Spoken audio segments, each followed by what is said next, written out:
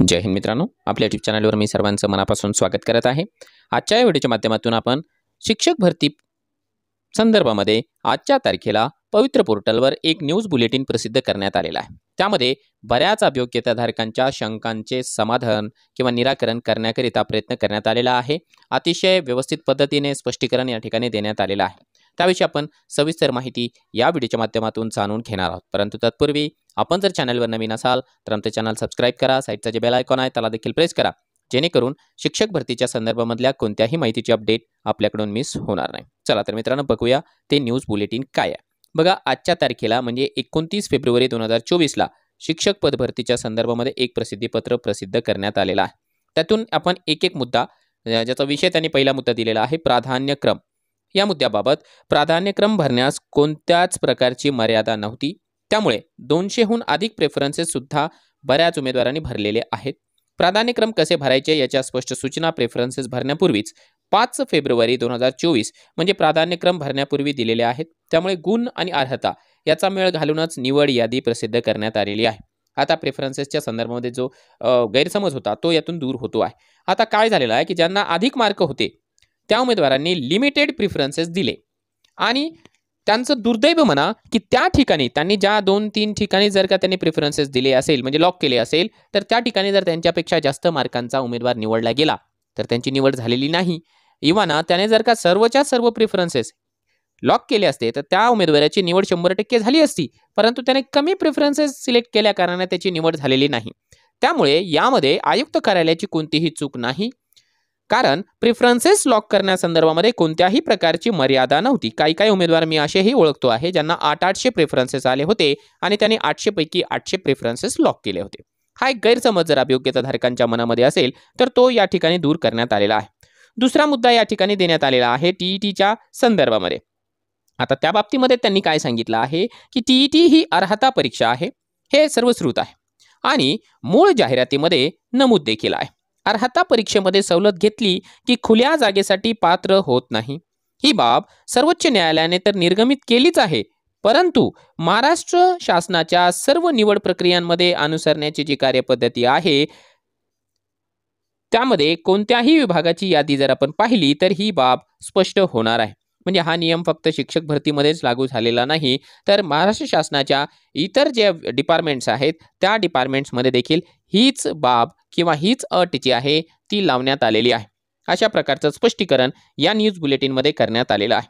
त्यानंतर जो आरक्षित प्रवर्ग आहे त्या संदर्भात देखील एक सूचना या ठिकाणी देण्यात आलेली आहे। आरक्षित प्रवर्गाच्या संदर्भामध्ये ते काय म्हणत आहेत की आरक्षित प्रवर्गातील सवलतीचा लाभ न घेतलेले खुल्यामधून आणि लाभ घेतलेले आरक्षित कोट्यामधून असे दोन्हीकडे आरक्षित प्रवर्गातील अभियोग्यताधारक निवडले गेले आहेत।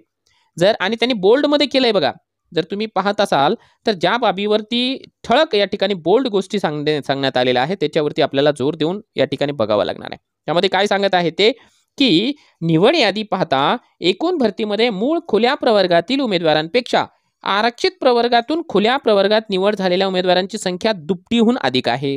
त्यामुळे आरक्षित प्रवर्गावर अन्याय झाला आहे ही बाब वस्तुस्थितीला अजिबात धरून नाही। म्हणजे आता यांचं म्हणणं असं आलेलं आहे, आता यांच्याकडे सगळा डेटा आहे, सगळा ॲनालिसिस आहे की जे ओपन प्रवर्ग आहे, प्रवर्ग म्हणता येणार नाही परंतु ओपनचा जो कोटा आहे त्या ओपनच्या कोट्यामध्ये निवड झालेले हे रिझर्व्ह कॅटेगरीचेच उमेदवार दुपटीपेक्षा जास्त आहे। म्हणजे याचा अर्थ काय आहे की जे कॅटेगरीचे उमेदवार ओपनचा क्रायटेरिया क्रॉस करून या ठिकाणी जॉईन झाले त्यांची संख्या दुप्पटपेक्षा जास्त आहे ओपनच्या तुलनेमध्ये, असा त्याचा अर्थ आहे। आता त्यावरून आणखी एक मुद्दा त्यांनी या ठिकाणी सांगितलेला आहे आणि तो मुद्दा आहे खुल्या प्रवर्गाच्या बाबतीमध्ये।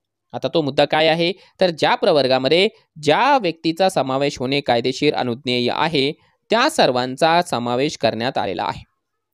ठीक आहे, हां। त्यानंतर सांगितलं की कट ऑफच्या मार्कांबाबत हा एक गैरसमजच आहे अभियोग्यताधारकांच्या मनामध्ये, तो ही जर लाईन आपण व्यवस्थितपणाने वाचन केली तर लक्षात येऊन जाईल। बघा, कट ऑफ मार्कमधील फरकाबाबत आरक्षित प्रवर्गातील सवलतींचा लाभ घेतलेली व्यक्ती त्यांच्या प्रवर्गात सामावली गेलेली आहे। सवलतीचा लाभ घेतलेले उमेदवार या ठिकाणी ते सांगतात मुळात खुल्या पदावर जाण्याची पात्रच नसतात। त्या ठिकाणी आरक्षणाचा लाभ न घेतलेले अथवा मूळ खुल्या प्रवर्गातील उमेदवार गेलेले असल्याने एखाद्या प्रकरणात कमी अथवा अधिक झालेल्या कट ऑफची तुलना करता येणार नाही। अशी बाब अनेक स्पर्धा परीक्षांमध्ये होत आहे। म्हणजे यांनी या ठिकाणी हा मुद्दा हायलाईट केलेला आहे की काही ठिकाणी असं घडून आलेलं आहे की ओपनचा कट ऑफ हा कमी लागला आणि त्या तुलनेमध्ये कॅटेगरीचा कट ऑफ हा हायर लागला. आता त्याच्या पाठीमागे कारण तोच आहे की त्यांनी ओपनचा जो काही रेशो आहे तो पूर्ण करू शकलेला नाही. क्रायटेरिया जो आहे ओपनचा की टीईटीलाही ओपनचे मार्क हवे किंवा ग्रॅज्युएशनला त्याची संबंधित विषयामध्ये किंवा जी काही टक्केवारी आहे ती असायला पाहिजे ओपनच्या तुलनेमध्ये, तर ती नाहीये. म्हणून तसं अपवादात्मक परिस्थितीमध्ये घडू शकतं, पण ते नियमाला धरूनच आहे. त्यानंतर बिंदू नामावलीच्या संदर्भामध्ये देखील एक शंका या ठिकाणी त्यांनी दाखवलेली आहे, जे की अभियोग्यताधारक बोलून दाखवतात. त्याचं समाधान करण्यासाठी प्रयत्न केलेला आहे. काय म्हटलंय त्यांनी की 2019 पासून बिंदू नामावल्या अद्यावत नव्हत्या. त्या सर्व पुरेसा कालावधी देऊन त्यावेळी प्राप्त झालेल्या सर्व आक्षेपांचे खंडन करून मागासवर्ग कक्षाकडून विधिवत प्रमाणित करून घेतलेल्या आहेत. त्यावर पुराव्यानिशी कोणताही आक्षेप प्राप्त झालेला नाही. केवळ मोघम आरोप केले जात आहेत. तरी देखील कोणत्याही शंकेला वाव राहू नये म्हणून 10% जागा राखून ठेवण्यात आल्या आहेत. म्हणजे बिंदू नामावलीचा जो घोळ झालेला आहे त्या संदर्भामध्ये जेव्हा प्रश्न उपस्थित केला जातो त्याचं स्पष्टीकरण त्यांनी असं दिलेलं आहे. आय होप आपल्याला लक्षात आलेलं असेल की आता किमान या ज्या 10% जागा राखीव आहेत त्यामध्ये जर का पुराव्यानिशी ते सिद्ध झालं तर त्या प्रवर्गाला निश्चितपणाने आपण असं सांगू शकतो की त्या जागा जाऊ शकतील पुढच्या राऊंडमध्ये. त्यानंतर तक्रार निवारण केंद्राच्या बाबतीमध्ये एक मुद्दा त्यांनी या ठिकाणी सांगितलेला आहे की तक्रार निवारण हे काय आहे. तर सर्व बाबी कायदेशीररित्या बिनचूक केल्यानंतरही जर काही मुद्दे शिल्लक राहत असतील तर त्यांचे निराकरण करण्याकरिता संचालक दर्जाच्या अधिकाऱ्याच्या अध्यक्षतेखाली तक्रार निवारण व दुरुस्ती समिती गठीत करण्यात आलेली आहे. या समितीकडे दाद मागणे शक्य आहे. आता दाद कशी मागू शकता? जर तुमची समस्या जेन्युइन असेल, संयुक्तिक असेल, तर तुम्ही दिलेल्या मेल आय डीवर दिलेल्या फॉर्मॅटसहित पुराव्यासहित तुम्ही एक तक्रार नोंदवा. तुमच्या तक्रारीची दखल घेतली जाईल. जर ते व्हॅलिड असेल तरी देखील तुम्हाला रिप्लाय दिला जाईल, इनव्हॅलिड असेल तरीही तुम्हाला रिप्लाय दिला जाईल. म्हणून तुम्ही जे आहे व्यवस्थित फॉर्मॅटमध्ये या ठिकाणी जर का तुमची तक्रार नोंदवली तर निश्चितपणाने त्याचा विचार केला जाणार आहे. आणखी एक गोष्ट या ठिकाणी त्यांनी सांगितलेली आहे ती विशेष कौतुकास्पद आहे. ती ही आहे की पेपर फुटी, घोटाळे इत्यादीमध्ये जर्जर झालेल्या विभागामध्ये अत्यंत पारदर्शक पद्धतीने भरतीची प्रक्रिया पूर्ण केल्याची भावना निवड न झालेल्या अनेक उमेदवारांनी सुद्धा अतिशय मोठ्या प्रमाणावर ती व्यक्त केलेली आहे.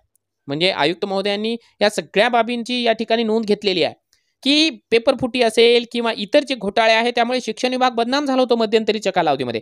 परंतु आज जी काही निवड यादी लागलेली आहे त्यामध्ये निवड न होणाऱ्या उमेदवारांनी देखील ही जी सिस्टीम राबवली गेली त्याची स्तुती केलेली आहे. ही गोष्ट निश्चितपणाने समाधानकारक आहे. अशा प्रकारची बाब या ठिकाणी आयुक्त महोदयांनी न्यूज बुलेटिनच्या माध्यमातून व्यक्त केलेली आहे. त्यानंतर पुढे एक महत्त्वाचा आणि आम्हा सर्वांच्या जीवाभावाचा प्रश्न आहे की लवकरच रूपांतरण राऊंड म्हणजे कन्व्हर्जन राऊंड जो आहे त्याबाबतची प्रक्रिया सुद्धा काटेकोरपणे पूर्ण करण्याचा प्रयत्न करण्यात येत आहे. म्हणजे हॉरिझॉन्टल कॅटेगरीचा जो कन्व्हर्टेडचा जो राऊंड आहे त्या जागा त्याच प्रवर्गाच्या प्युअरमध्ये कन्व्हर्ट करण्याचा ती प्रक्रिया लवकरात लवकर सुरू केली जाणार आहे असं देखील त्यांनी या ठिकाणी सांगितलंय. आणि शेवटी एक विनंती देखील त्यांनी केलेली आहे की वरीलप्रमाणे सर्व मुद्द्यांचे निरसन होत असताना काही घटक समाज माध्यमांच्याद्वारे चुकीची माहिती प्रसारित करून या प्रक्रियेमध्ये व्यत्यय आणण्याचा प्रयत्न करीत आहे. ही बाब संयुक्तिक नाही. त्यामुळे अभियोग्यताधारकांना आपल्या वतीने निश्चितपणाने एक आवाहन करेल, रिक्वेस्ट करेल की समाज माध्यमांवर आलेला प्रत्येक मेसेज हा खराच असतो असा नव्हे. तर आलेली जी माहिती आहे, आलेला जो काही आरोप असेल किंवा जे काही प्रत्यारोप असेल त्याची आपण स्वतः खातरजमा करणे आवश्यक आहे. कारण आपण भावी शिक्षक आहोत, आपण वेल एज्युकेटेड लोक आहोत. आपण कोणत्याही गोष्टीवर आणि कोणत्याही व्यक्तीवर माझ्यासहित डोळे झाकून विश्वास ठेवणे, प्रत्येक बाबतीमध्ये जे आहे क्रॉस व्हेरीफाय करण्यासाठी प्रयत्न करावा आणि हेच एका सुज्ञ भारतीय नागरिकाचं या ठिकाणी रूप असायला पाहिजे असं मला वाटतं. त्यामुळे शक्यतो अफवांपासून दूर राहा. आयुक्त महोदय आपलं काम चोख पद्धतीने बजावत आहेत. त्यांचा प्रयत्न आहे की लवकरात लवकर जो काही कन्व्हर्टेडचा राऊंड आहे, मुलाखतीची यादी आहे ती देखील लावली जाणार आहे. त्यामुळे आता फक्त आपल्या हातामध्ये आहे प्रार्थना करणं की या भरतीच्या रस्त्यामध्ये कोणत्याही प्रकारचे अडथळे येऊ नये आणि उरलेले जेवढे राऊंड आहे ते राऊंड लागावे आणि गरजू आणि होतकरू विद्यार्थ्यांना स्वतःच्या हक्काची नोकरी लवकरात लवकर मिळून जावी.